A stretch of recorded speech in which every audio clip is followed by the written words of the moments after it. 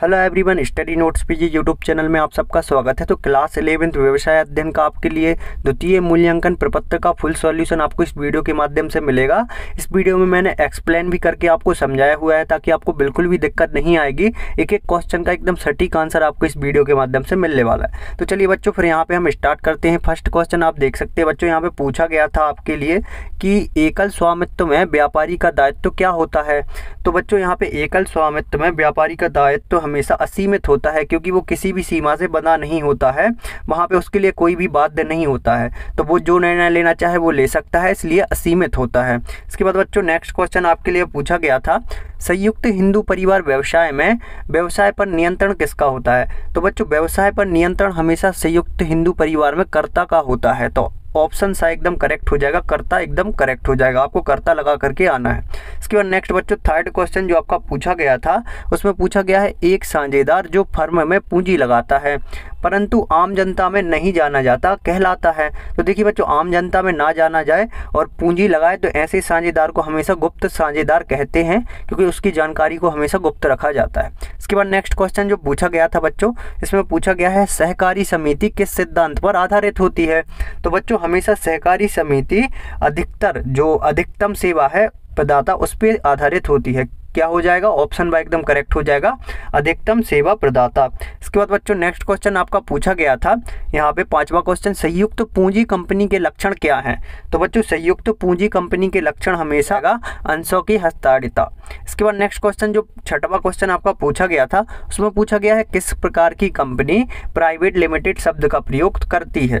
तो किस प्रकार की कंपनी होती है जो प्राइवेट लिमिटेड शब्द का प्रयोग करती है। तो बच्चों इसका राइट आंसर हमेशा हो जाएगा निजी कंपनी। 8 400 400 400, जी हाँ याद कर लीजिए व्हाट्सएप नंबर, क्योंकि अब चाहे आपका मैथ का सवाल हो, फिजिक्स, केमिस्ट्री, बायोलॉजी का, आपके हर डाउट्स हर क्वेश्चन का मिलेगा तुरंत वीडियो सॉल्यूशन, वो भी सीधा आपके व्हाट्सएप पे। बस अपने फ़ोन में डाउट नेट का 8 400 400 400 मोबाइल नंबर सेव कर लीजिए और अपना चैट ओपन कीजिए। फिर जो भी आपका डाउट है उस सवाल की आपको फ़ोटो खींचनी है, क्रॉप करनी है, फिर 5 सेकंड में आपको वीडियो सॉल्यूशन मिल जाएगा। क्लास 6 से 12 IIT JEE नीट CBSE और सभी स्टेट बोर्ड के बच्चों के लिए। तो देर किस बात की, अभी जाइए 8 400 400 400 पर अपना सवाल व्हाट्सएप कीजिए और अपने डाउट को आउट कीजिए। लिंक डिस्क्रिप्शन में है। कंपनी, निजी कंपनी अपने जो कंपनी है उसके लास्ट में हमेशा लगाती है प्राइवेट लिमिटेड। आपने देखा होगा कई कंपनी है जो बोलती है प्राइवेट लिमिटेड, तो आप सबको पता ही होगा प्राइवेट लिमिटेड क्या होता है। नेक्स्ट आपका 7वां क्वेश्चन दिया गया है, सार्वजनिक कंपनी में सदस्यों की अधिकतम कितनी संख्या हो सकती है। तो बच्चों यहाँ पे कोई भी सीमा नहीं दी गई है कि इतने सदस्य रहेंगे, तो असीमित हो सकते हैं, बहुत सारे सदस्य भी रह सकते हैं सार्वजनिक कंपनी में। उसमें कोई भी निर्धारित नहीं किया गया है कि 200 ही रहेंगे या फिर 20 रहेंगे या फिर 50 रहेंगे। तो ऑप्शन सा एकदम करेक्ट हो जाए। जी अभिदान की प्रक्रिया से गुजरना होता है, तो किन कंपनियों को गुजरना होता है बच्चों। तो हमेशा इसमें आंसर होगा आपका करेक्ट निजी कंपनी को।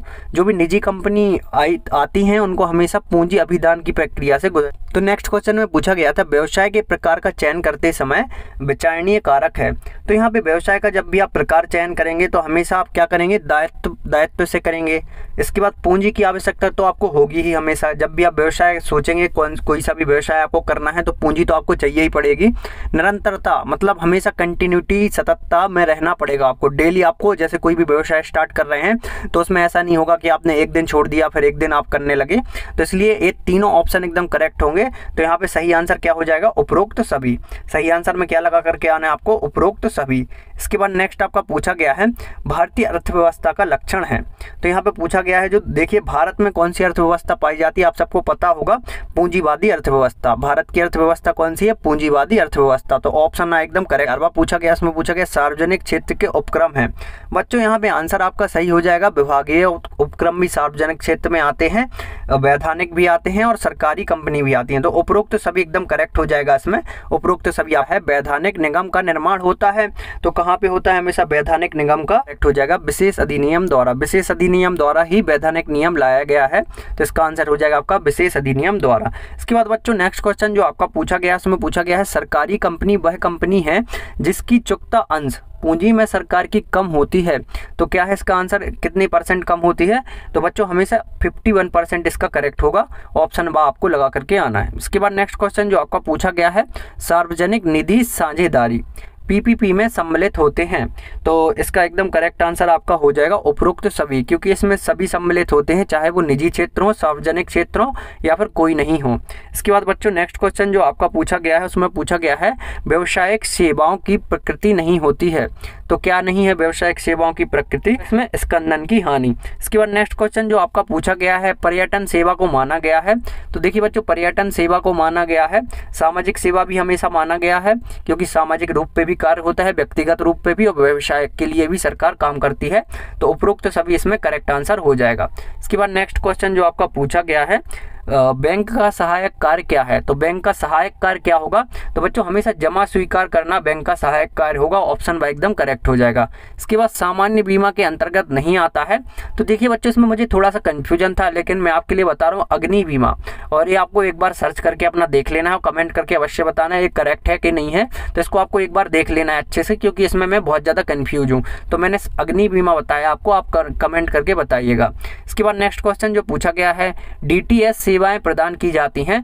तो बच्चों हमेशा सेल्यूटर कंपनियों के द्वारा, क्योंकि इन्हीं से मोबाइल फ़ोन को भी ऑपरेट किया जाता है, जो मोबाइल फ़ोन के सर्विस होते हैं, जो सर्वर होते हैं, उनको ऑपरेट किया जाता है सेल्यूटर कंपनियों द्वारा। इसके बाद नेक्स्ट क्वेश्चन जो पूछा गया है इलेक्ट्रॉनिक तरीके से धन हस्तांतरित किया जाता है। तो आप सबको पता ही होगा एटीएम के द्वारा आप हमेशा करते होंगे। इसकी पीडीएफ को हम कैसे डाउनलोड करेंगे? पीडीएफ डाउनलोड करना चाहते हैं तो प्ले स्टोर पर जाकर आपको टेलीग्राम ऐप को डाउनलोड कर लेना होगा, सर्च करना होगा स्टडी नोट्स पीजी। आप देख सकते हैं यहाँ पे 10,000 से ज़्यादा स्टूडेंट जुड़े हुए हैं, यहीं पे संपूर्ण पीडीएफ आपको